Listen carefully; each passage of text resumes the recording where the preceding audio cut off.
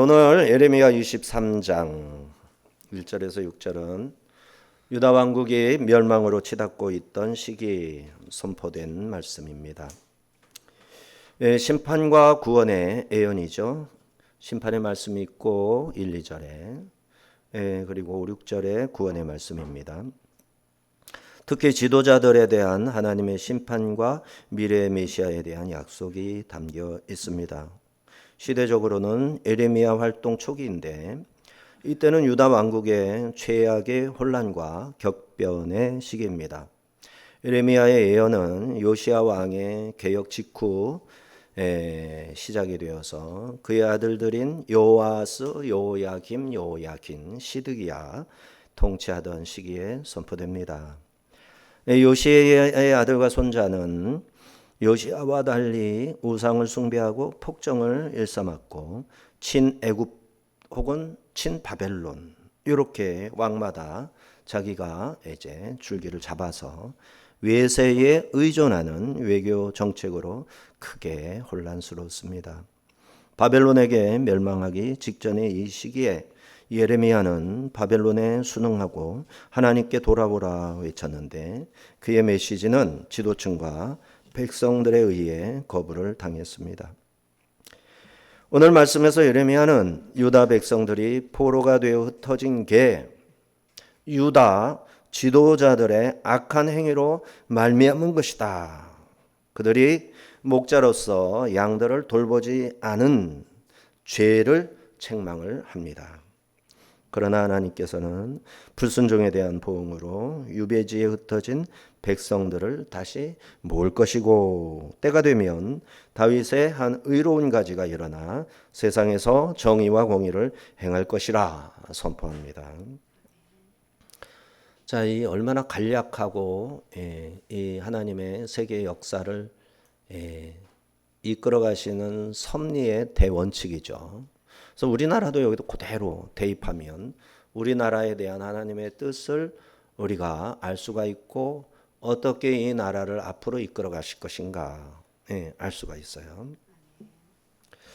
요약하면 하나님께서는 악한 목자를 심판하시고 그들이 흩은 양떼를 다시 모아들이며 악한 목자를 심판할 때 나라는 없어집니다. 백성들은 다 사로잡혀 흩어지게 된다 이 말입니다. 하지만 그렇게 된 다음에 흩어져 있는 백성들이 회개하면 때가 되면 그들을 다 모아들이는 거죠. 참 목자에는 의로운 왕을 일으켜 하나님의 공의로운 나라를 세울 것이다 말씀하신 것이죠. 교회력의 마지막 주일 왕이신 그리스도의 주일에 이 말씀은 우리에게 누가 참된 왕이신가 그리고 그 왕의 통치는 어떤 성격을 가지고 어떻게 우리를 다스려 나가실 것인가 알려줍니다. 자, 이제 1절, 2절은 잘못된 목자들에 대한 심판의 말씀입니다. 자, 예레미야 선지자는 에스겔 선지자가 지적했던 것처럼 하나님의 목장의 양떼를 맡았는데 그 양떼를 흩어버린 목자들이 화를 당할 것이다 선포합니다. 1, 2절입니다. 여호와의 말씀이니라 내 목자의 양떼를 멸하며 흩어지게 하는 목자에게 화 있으리라. 그러므로 이스라엘의 하나님 여호와께서 내 백성을 기르는 목자에게 이와 같이 말씀하시니라. 너희가 양떼를 흩으며 그것을 몰아내고 돌보지 아니하였도다. 보라 내가 너희 악행 때문에 너희에게 보응하리라. 여호와의 말씀이니라. 자, 거짓 목자들에게 하나님이 맡기신 지도자의 직임을 제 욕심을 이루는 수단으로 삼았다라는 것이죠. 그들에게 너희가 내 양떼를 흩었다. 그것을 몰아냈다. 돌보지 아니하였다. 그래서 마치 이제 선지자들이 거짓 선지자들이 그렇게 했죠. 자기 욕심을 채우기 위해 성도들을 말하자면 착취하는 거죠.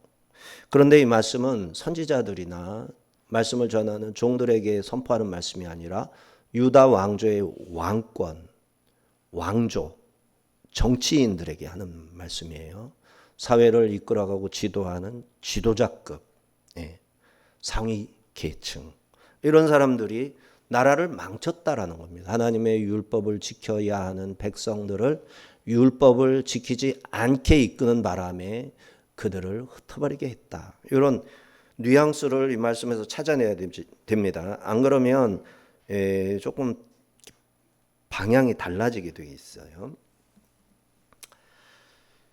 자, 여기서 목자, 그래서 이 로임인데요. 유다 임금인 요아스, 요야김, 요야긴, 시드기야, 이 왕들을 말하는 겁니다. 복수로 썼거든요. 옛날 이브리 사람들은 임금을 품위 있게 부를 때 나의 목자시여, 이렇게 목자라고 칭을 했어요. 자, 예레미야는 여기서 다윗 왕조에 대해 엄하게 꾸짖고 있습니다. 에스겔 선지자도 유다 왕들이 연약한 자, 병든 자, 상한 자, 쫓기는 자, 잃어버린 자를 포악으로 다스렸다고 하면서 강한 자를 힘으로 짓밟은 유다 왕조를 엄하게 꾸짖었습니다. 물론 그 거짓 선지자들도 엄청 꾸짖기도 했죠. 자, 그 말씀이 한 말씀을 읽는다면 에스겔서 34장 4절입니다. 시작. 너희가 그 연약한 자를 강하게 아니하며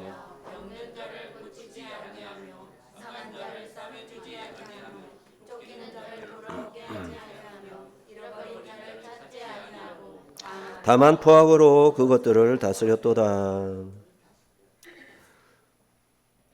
하나님은 악한 지도자들을 벌하십니다. 하나님이 맡기신 양떼를 안전하게 보호하고 신선한 풀 배불리 먹여야 할 목자의 사명을 저버렸기 때문입니다. 양의 목자가 아니라 주인의 양떼죠. 그런데 그 양떼를 훔치고 죽이는 강도가 되어버린 것입니다. 하나님은 하나님의 양들을 갈취한 강도들을 반드시 보응하겠다 말씀하십니다. 그런데 오늘 본문에서 흩어진 양떼를 찾아 모으는 까닭, 그것은 하나님이 내가 선한 목자이기 때문이다. 자신이 선한 목자이심을 밝힙니다. 선한 목자는 목자를 잃고 위험에 처한 양떼를 찾아 나섭니다. 사지와 험지를 두루 찾아다니며 잃어버린 양떼를 반드시 되찾아오는 거죠. 그리고 참 목자들을 세워 돌보게 하시고 다시는 그들을 잃어버리지 않게 하겠다 다짐을 하는 것이 참 목자이신 우리 하나님의 마음이죠. 자, 이 말씀은 우리 시대의 모든 정치, 종교, 사회 지도자들에게 주시는 경고라 했습니다. 지도자는 권력을 누리는 자리가 아니라 청지기로서 맡은 자들을 섬기는 자들입니다. 그 자리에서 나라를 섬기고 국민을 섬기라고 지도자로 세운 거예요. 예레미야가 활동하던 시대, 지금 우리 대한민국의 상황과 너무나 똑같습니다. 맹목적으로 거짓 목자를 따른 자들은 결국 망하게 됩니다. 이들은 거짓말, 살인, 도둑질, 하나님의 뜻을 거역합니다. 이제는 하나님의 이름을 지워버리려는 악한 의도를 숨기지도 않습니다. 거짓으로 자기를 포장하고 대놓고 하나님을 대적함에도 하나님 편에 서기를 결단하지 못하는 사람들이 이들의 선동에 속아서 너무나도 많습니다. 아직도 이 정부가 통일을 내세우고 인권을 내세워 이 나라를 사회주의로 만들려는 것, 교회를 길들이거나 교회를 없애려는 것, 설마 그럴 리 없지 하는 사실이 많다는, 이 사람들이 많다는 사실이 안타깝지 않습니까? 지옥의 불구덩이에서 솟구치는 용암이 그 앞같이 다가왔음에도 도무지 피할 생각조차 못하는 자들이 그렇게나 많습니다. 정의 편에 서야 됩니다. 불의와 거짓에 손을 들어주면 무고한 사람들이 무수히 죽을 수밖에 없습니다. 중국, 북한, 러시아가 그랬잖아요. 하나님을 미워하는 인본주의자들이 자유진영에서도 얼마든지 그렇게 하고 있잖아요. 이들은 속이는 게 기본입니다. 교회를 파괴하고 성도들을 살육하고 역사에서 하나님의 이름을 지웁니다. 하나님께서 역사하셔서 이루어 놓은 모든 성취들을 자기들의 것으로 가로챌 수만 있다면 살인도, 역사 왜곡도, 거짓 뉴스를 생산하는 것도 주저하지 않습니다. 오늘날 정직하고 올바른 사람들은 안타깝게도 미움을 받습니다. 적당하게 타협하고 서로 암묵적으로 합의한 일이라면 거짓도 불법도 문제 삼지 않습니다. 그리고 권력을 누리는 자기들의 거짓을 거짓이라, 악을 악이라, 살인을 살인이라 누가 말하기라도 하면 가차없이 제거하고 또 죽이고 감옥에 쳐 넣어버립니다. 하나님께서 주신 이 나라, 하나님을 쫓아내고 자기들의 세상 만드는 게 저들의 목표입니다. 중국과 북한에서 일어났던 일들, 불법을 자행하고 무신론을 진리라 떠드는 자들에 의해 처형되고 강제 감금되는 일들, 공산혁명의 시기보다 더 끔찍한 일들이 이 나라에서, 우리나라 바다에서, 또 우리나라 법정에서 자행되고 있습니다. 이 지구상에 교회가 없는 나라들을 살펴보십시오. 하나님의 이름을 부르지 못하게 하고 성경을 펴지 못하게 하고 찬송을 마음껏 부르지 못하게 하는 나라, 사회를 살펴보시기 바랍니다. 너무 행복하여 불필요하기 때문일까요? 그렇지 않습니다. 하나님의 말씀을 미워하고 하나님에게서 떠난 나라와 민족들이 그렇게 되고 마는 것입니다. 북한의 공산주의자들이 이 나라 대한민국을 완전히 집어삼킬 뻔했죠. 중국이 압록강을 넘어 거의 다 삼켜 버릴 뻔했다가 유엔군에게 쫓겨나고 우리는 그 가운데 겨우 구원을 얻었습니다.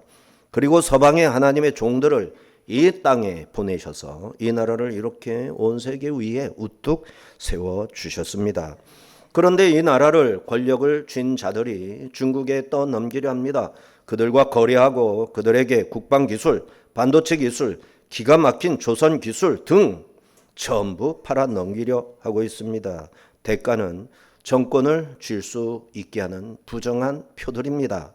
간악한 가짜들이 의원석을 장악하고 이 나라의 예산을 부정하게 인심을 써서 자기들이 풀어주는 것처럼 행세를 합니다. 온갖 속임수로 국민들의 경제적 권리를 빼앗아 사유화하고 불의한 사법계와 결탁하여 영구적으로 제것 삼겠다고 합니다. 그러나 하나님이 다 보십니다. 그들의 거짓을 하나님께서 내버려 두실 리가 있겠습니까?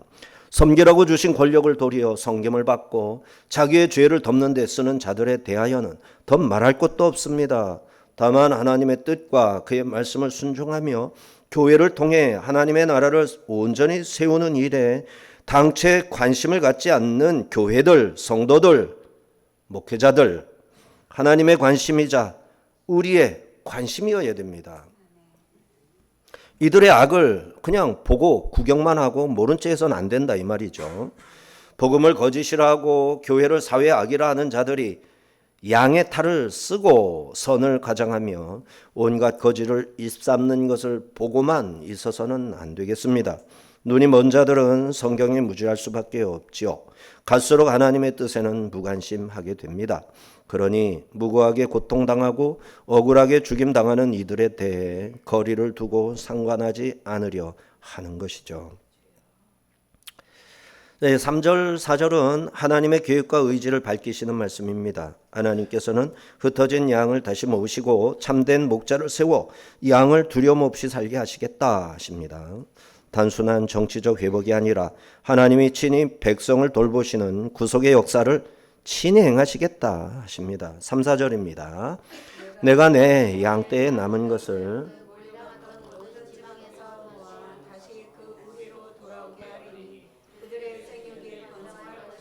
내가 그들을 기르는 목자들을 그들 위에 세우리니 그들이 다시는 두려워하거나 놀라거나 잃어버리지 아니하리라.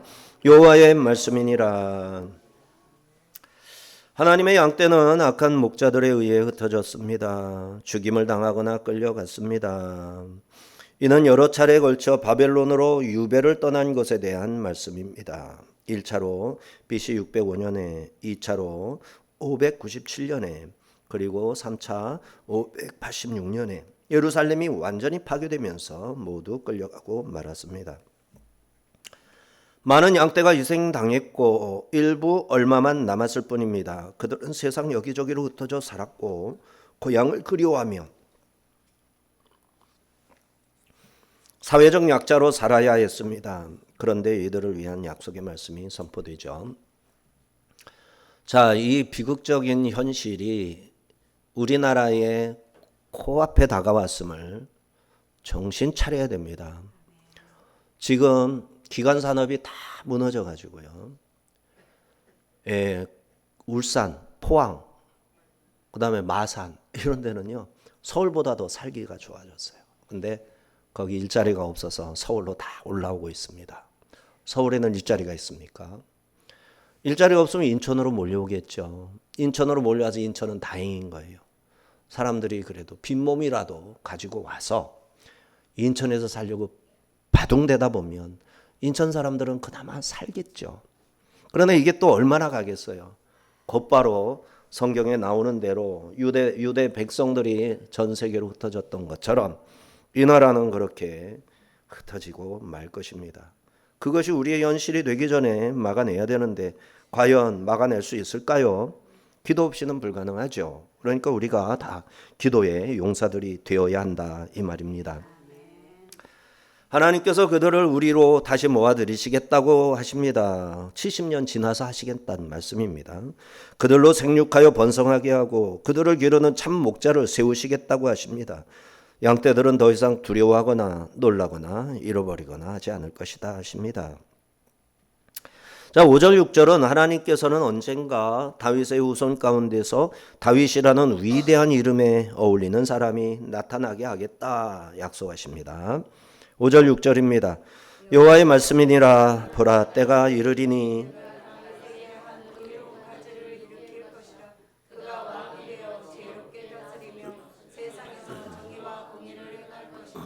그의 날에 유다는 구원을 받겠고 이스라엘은 평안히 살 것이며 그의 이름은 여호와 우리의 공이라 일컬음을 받으리라.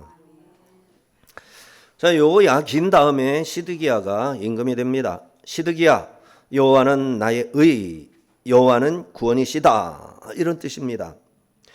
그는 예루살렘을 완전한 멸망으로 몰아놓고 말았습니다. 여호와 보시기에 악을 행하고 바벨론 왕을 배반함으로 멸망을 자초했던 겁니다. 자, 바벨론 왕을 배반하고 멸망을 자초했다. 그와 예루살렘은 그의 이름 뜻과는 반대로 바벨론의 공격으로부터 구원받지 못했습니다. 느부갓네살은 예루살렘을 완전히 멸망시켰습니다. 시드기야는 눈이 뽑히고 바벨론에 끌려가서 살다가 거기서 죽었습니다. 다윗의 왕국은 예루살렘과 함께 역사의 뒤안길로 사라지고 말았습니다. 여러분, 빛이 있다. 우리나라에 미래가 있다. 밝음이 있다. 과연 그 이름대로 될까요? 그렇지 않습니다. 시드기야 이름이 그렇게 좋았지만 반대로 예루살렘이 멸망하고 이스라엘이 망할 수밖에 없었던 것처럼 이 나라도 밝음이 있다. 천만에요. 없습니다. 점점 어두워지고 깜깜해지고 있습니다. 그러므로 이 나라는 심각한 어둠에 휩쓸리고 말 거예요. 하지만 하나님께서 오늘 약속을 주십니다. 다시 모실 것이다. 그리고 의로운 왕을 세워 하나님의 율법대로 다스릴 것이다. 말씀하고 있는 거예요. 자, 오늘 5절 6절에 끝이 아니다 말씀하신 겁니다. 하나님이 정하신 때가 있다고 하신 겁니다. 사람들이 볼 때는 끝나야 되는 겁니다. 이게 끝을 보지 않으면 새로운 시작이 없어요. 요거를 볼 수 있어야 돼요. 자, 때가 되면 하나님께서 유다 왕조를 다시 일으킬 것이고 유다가 구원을 받을 것이다 하십니다. 이스라엘이 생각지 못했던 새로운 역사가 펼쳐지는데 다윗의 후손 가운데 다윗이라는 위대한 이름에 어울릴 한 의로운 가지가 왕이 되어 지혜롭게 다스리며 세상에서 정의와 공의를 행할 것이다 하셨습니다. 이사야, 에스겔 선지자도 하나님께서 의로운 목자 다윗을 세워 이스라엘의 섬김을 받을 것이라 예언하였습니다. 이 약속의 말씀이 예수님에 의해서 성취되었습니다. 이것을 전하는 것이 그리스도인의 사명입니다. 다윗에게서 돋아는 의로운 가지는 왕이 되고 슬기롭게 통치하며 세상의 공평과 정의를 실현할 것이고 사람들은 그의 이름을 주님은 우리의 구원이시다라고 부를 것이라 하셨습니다. 예수님이 바로 자기 백성을 주에서 구원할 자이시죠. 베드로도 바울도 그리스도를 우리의 구원자라 전파했고 오늘 모든 하나님의 종들이 그렇게 전파하고 있습니다. 5절의 가지로 번역한 체마흐라는 단어는 싹 혹은 순이라고 번역할 수 있는데 스가랴서에서는 싹이라고 번역을 했어요.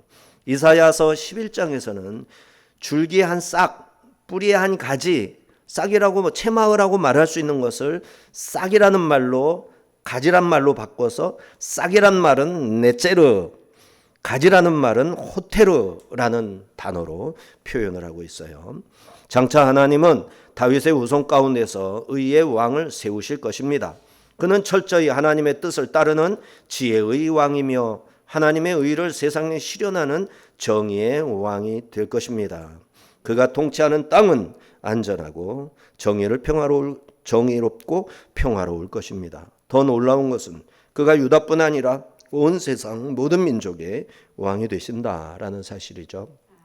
다윗 언약이 본래 뜻대로 확장되어서 이스라엘 민족의 통치자인 예수 그리스도 호테르와 넷제르가 아니라 온 세상 민족의 호테르와 넷제르가 되신다라는 말씀이죠. 그가 우리도 구원하십니다. 그가 우리의 참 목자로 우리를 모으실 것입니다. 그리고 완전한 통치로 우리를 다스리심으로 어떤 불의, 어떤 악도 더 이상 역사하지 못할 것입니다. 우리는 교회를 통해 영적으로 하나님의 예수님의 다스리심을 벌써부터 받고 있어요. 그가 다스리시는 나라는 하늘에 속한 나라이죠. 그리스도의 말씀이 법이고 성령이 우리의 보증이 되십니다. 우리는 성령의 인침을 받아 그의 것이 되었습니다. 아무도 우리를 그에게서 빼앗아가지 못합니다. 할렐루야. 오늘 우리는 교회력의 마지막 주일 왕이신 그리스도 주일을 맞이하여 심판과 구원의 말씀을 들었습니다. 예레미야 시대에 악한 목자들로 인해 양떼가 흩어지고 멸망의 불길이 코앞에 닥쳤던 것처럼 지금 우리 시대 역시 거짓과 불의 그리고 양의 탈을 쓴 악한 권력자로 인해 영혼들이 고통받고 교회가 위협을 받는 혼란의 때를 지나고 있습니다. 그러나 본문은 여기서 절망을 선언하고 끝나지 않습니다. 하나님께서 내가 너희 악행 때문에 너희에게 보응하리라 선포하심으로 모든 잘못된 목자 불의의 권력자들을 심판하시고 흩어진 양떼들을 친히 모으실 것이다 약속하십니다. 그리고 이 구속의 역사는 다윗의 후손 가운데서 일으키실 한 의로운 가지이신 우리의 영원한 왕 예수 그리스도 안에서 완전히 성취됩니다. 예수 그리스도께서는 십자가를 통해 죄의 삭슬을 지불하셨고 부활을 통해 사망 권세를 깨뜨리셨으며 만왕의 왕으로 보좌에 앉아 계십니다. 그분의 이름은 여호와 우리의 공의입니다. 우리의 죄를 덮어주시는 구원의 의이실 뿐만 아니라 이 땅의 모든 불의와 부패를 심판하실 완전한 정의 자체이십니다. 이 시대의 거짓 목자와 용암처럼 다가오는 악한 세력 앞에서 주저하거나 무관심해서는 안 되겠습니다. 우리의 유일한 안전과 구원 오직 여호와 우리의 공의가 되시는 예수 그리스도의 통치 아래에 설 때만 가능한 것이죠. 교회력의 마지막을 마무리하는 오늘 우리는 다시 한번 우리의 왕 되신 그리스도께 충성을 다짐해야 되겠습니다. 세상의 유혹과 조롱, 협박 속에서도 굴하지 않고 그분의 공의로운 말씀만을 기준으로 삼아 이 땅에서 진리와 정의편에 사는 참된 그리스도의 백성으로 살아가시기를 주님의 이름으로 축원합니다.